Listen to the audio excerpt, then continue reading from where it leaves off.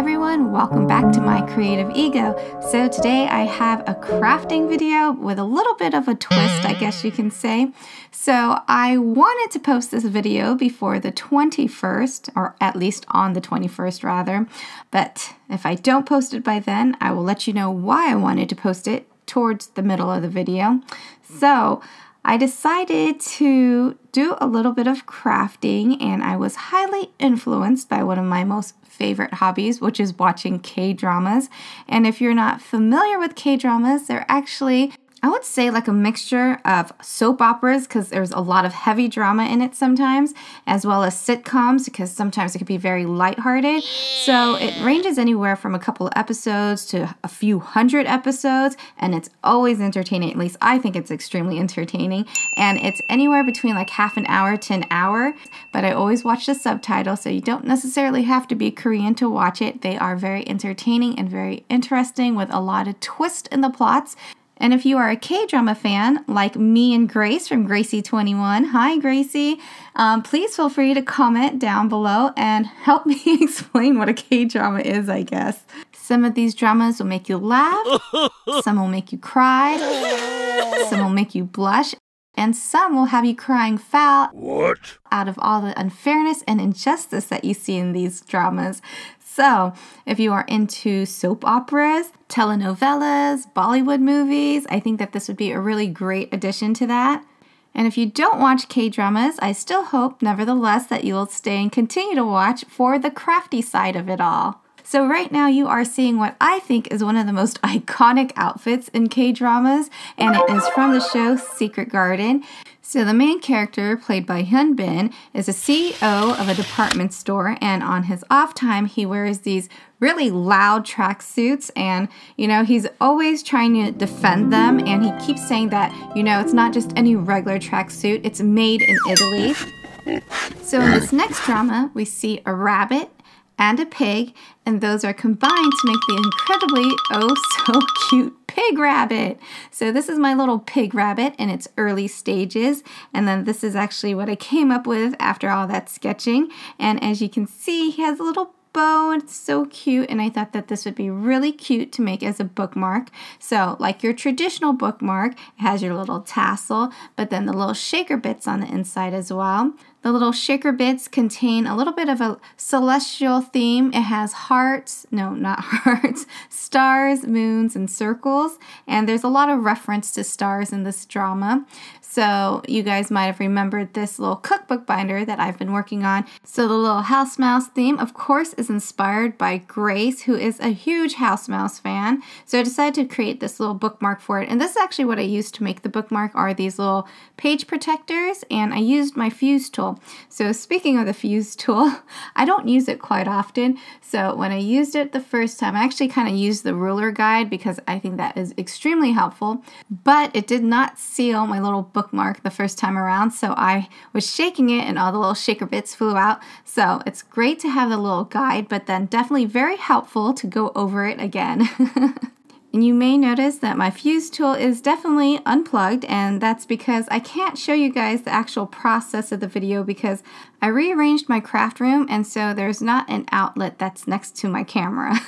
So the bookmarks were inspired by the drama You're Beautiful, and it is about a set of twins who grew up in an orphanage, and one devotes her time to charity while the other one has musical aspirations, and he is supposed to be in this band. He's just starting off, but he can't make it, so he begs his sister to cover for him for a few days, and so a lot of comedy ensues, and of course a lot of real life drama for them as well as they try to search for more answers about their parents and a few other scandals along the way. 네, 알겠습니다. So this particular drama had a few artistic elements of its own, and it actually had a really cute scene where they were drawing on onions, and they made little faces like this. Well, maybe not exactly like this. I don't know why this one turned out a little angry. But anyways, as per Wiki, it says that it was actually based on a true story, and I did not know that. This story is so cute, you guys. So the story starts off with this fella here. He is the chief deputy editor for a fashion magazine called The Most, and he returns to Korea not only for the job, but also to look for his first love from elementary school, who was also his best friend. Many years have passed. He thinks that she is still pretty much the same person, that he can recognize her, but she has gone through a lot of difficult times, and she feels as if she can't reveal her true identity because he thinks that she is very well put together and that she became someone successful, which is pretty much the opposite of what happened to her. And so in comes this fella here, and in dramas, he's considered the rival, but he's super nice. He befriends her and helps her out with her new job and everything. Great sense of humor, and he even gives her the nickname Jackson. Jackson.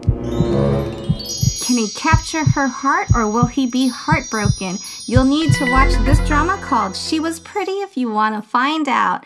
And actually I wanted to do this zine. I learned this from Dawn from Dare to Be Creative, and I always wanted to try one of these. As you can see, it's super teeny tiny. It fits in the palm of your hand, and plus I had a whole bunch of sample perfumes and colognes, and you know, like with every single magazine, every other page is pretty much an advertisement, so I thought that would be a great way to incorporate all of these little samples.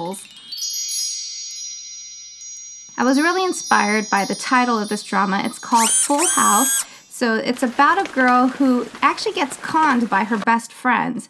And so she has to kind of deal with all the repercussions of that happening. So when I think about Full House, I think about cards, kind of like in poker where you have like 3 of a kind and 2 of a kind, but I kind of changed it out a little bit. So Full House can kind of mean family, so I decided to do like a family tree for a scrapbook page.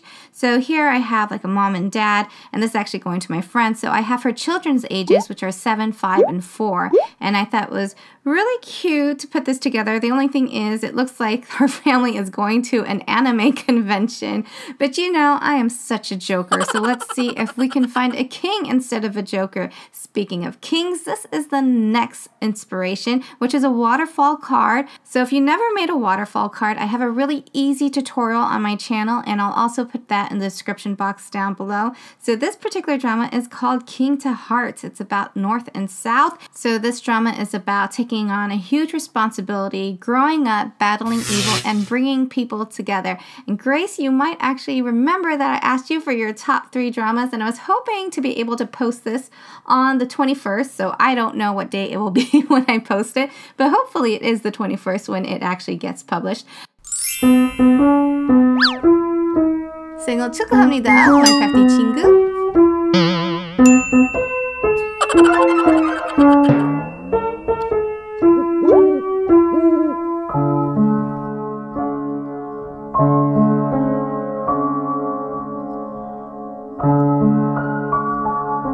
Next up is The Heirs, and if you haven't seen Korean dramas yet and you're not really into watching movies, music, they make really, really beautiful soundtracks, especially with the accompaniment of a lot of instruments and pianos. And excuse me, because I probably am butchering this song quite a bit, but it's such a beautiful song. It's just that I haven't played the piano in quite a while. So drama, I believe, is from, 2014? So that was pretty much the last song that I actually practiced on the piano. So it has been quite a while.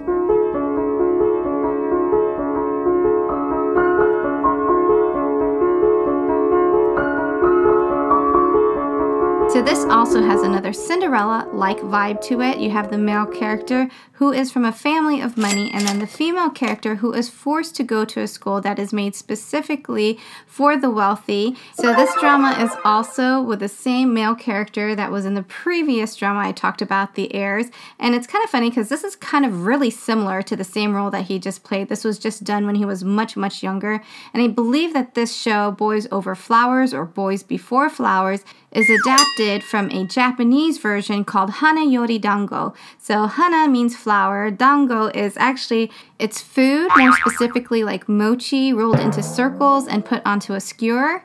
Another way you can think of it is choosing something practical versus something that's pretty. So food is practical and flowers are pretty, but it doesn't actually feed you. So this is actually a penny card, and as you can see, you can move this side of it right here. And then I chose this character because he just really reminded me of Jinpyo, which is the main character on Boys Before Flowers. I don't know, I think it's the hairstyle. And then we have the show Reply 1997 or Answer 1997. This drama really evokes a lot of nostalgia, specifically from the 90s. So Guess was a lot different in the 90s than it is today. You didn't have that many name brands in the 90s. So when you had like Guess jeans, you knew what that logo meant. And so this kid, he gets this present with this Guess shirt. He's so super proud of it and happy. And then all of a sudden, people just start laughing at him because his is kind of like the fake version of the Guess shirt, and he thinks it's the real one. So his has an exclamation mark as opposed to the question mark, which I thought was super funny. So I was inspired to make this reveal card, which basically says whether or not you're having a boy or a girl. Someday I will get to this drama called Someday. I was actually reminded of this drama because I know Grace had commented on one of the songs on the OST, and so I was like, oh, I've never watched that, but I do have it. So thank you for the reminder. If you are a huge K-drama fan, please let me know in the comments down below what your favorite K-drama is, and don't forget to subscribe if you want to see what I'm up to next. That brings me to drama number 10. And it is called Let's Eat, and it's actually in season 3 of filming. So I have seen season 1, season 2, and I am anticipating season 3. It is a story, a fiction type story.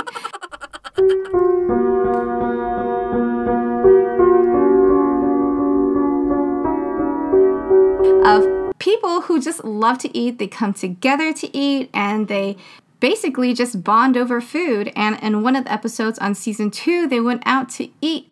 Ooh, but before I get to that particular episode, just want to say that I love K-dramas also because they have a lot of yummy food. So I think it's extremely rare for me to go through a video without mentioning food.